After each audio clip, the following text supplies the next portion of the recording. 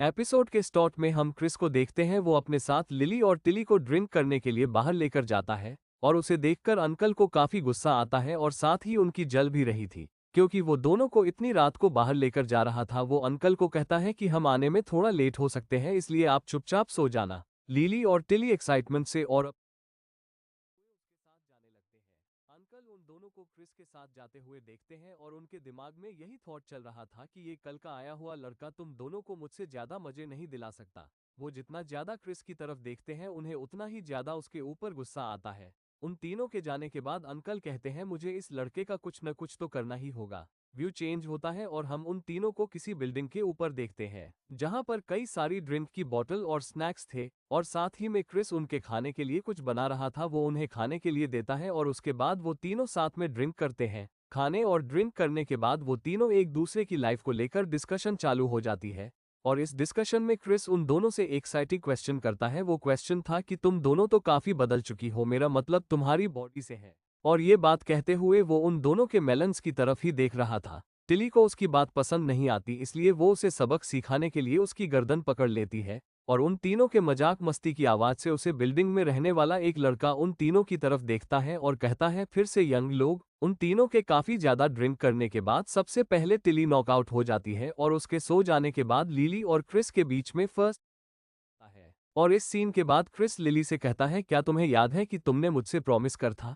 You promised me you will marry me. Lily कहती है ये तो काफी पुरानी बात है, तुम्हें अभी भी याद है। क्रिस थोड़ी सीरियस आवाज में कहता है तुम बस 3 साल रुक जाओ, मैं इन 3 सालों में काफी ज्यादा पैसा कमाऊंगा और एक घर भी खरीद लूंगा और उसके बाद मजे ही मजे। लिली कहती है क्या तुम प्रॉमिस करते हो। ये बात सुनकर क्रिस काफी सीरियस लुक के साथ उसे पकड़ लेता है जिससे लिली डर जाती है और कहती है मैं तो मजाक कर रही थी। मगर क्रिस उसे कहता है तुम तो ऐसे बात कर रही थी जिससे लग रहा था कि तुम काफी ज्यादा सीरियस हो। क्रिस इस तरीके की बात करके काफी बोर हो गया था, इसलिए वो अपना रियल काम स्टार्ट करने के लिए लिली के क्लोज जाता है और उसे बिना कुछ बोले काम चालू कर देता है। और उन दोनों का जहां काम चल रहा था उसी के साइड में तिली सो रही थी और कुछ टाइम तक उनकी ऐसे ही मेहनत और शोर की वजह से तिली की भी नींद अब खुल गई थी। तिली उन दोनों को इस तरीके से देखती उससे पहले ही उनका काम हो गया था और वो दोनों वहां अपनी जगह पर बैठकर बात करते हैं। और इस काम में लिली को बिल्कुल भी मजा नहीं आया था, मगर क्रिस को इस बात से कोई फर्क नहीं पड़ता क्योंकि उसे तो मजा आया था। वो अपने मन में सोचता है आज के लिए इतना काफी है, अगली बार जब मैं लिली से मिलूंगा तब और ज्यादा मजे करूंगा। और वो इतना सोच ही रहा था कि उसके पीछे से तिली उठ जाती है और उसे देखकर वो थोड़ा सा शॉक होता है क्योंकि उसे तो लग रहा था कि ये कुछ देर और सोएंगी जिससे मुझे लिली के साथ और टाइम स्पेंड करने के लिए मिल जाएगा। और नींद से उठने के बाद तिली लिली को घर चलने के लिए बोलती है और अब वो दोनों अपने घर जाने लगते और उन दोनों को जाते हुए क्रिस बिल्डिंग के ऊपर से देख रहा था।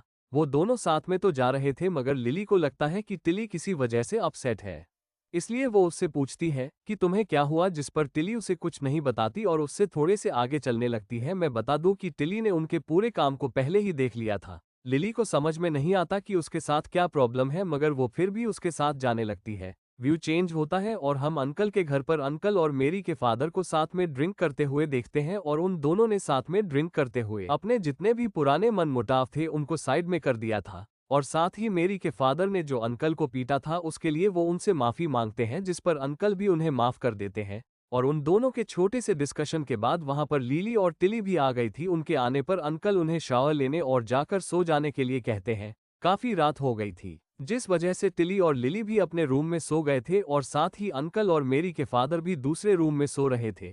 अंकल के नींद में ज्यादा शोर करने की वजह से मेरी के फादर की नींद खुल जाती है।